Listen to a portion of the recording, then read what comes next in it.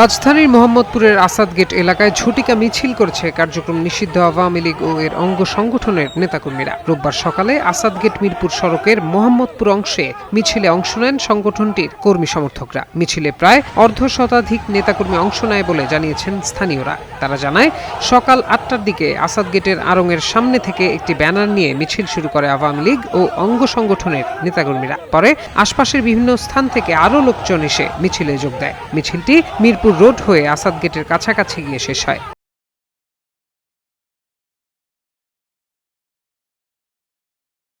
এই বিষয়ে মোহাম্মদপুর থানার ওসি মেজবাহ উদ্দিন গণমাধ্যমকে বলেন, হঠাৎ করে আসাদ গেটে কার্যক্রম নিষিদ্ধ আওয়ামী লীগের নেতাকর্মীরা মিছিল বের করে। মিছিল শেষে তারা দ্রুত পালিয়ে যায়। ঘটনাস্থল থেকে কাউকে আটক করা সম্ভব হয়নি বলেও জানান তিনি।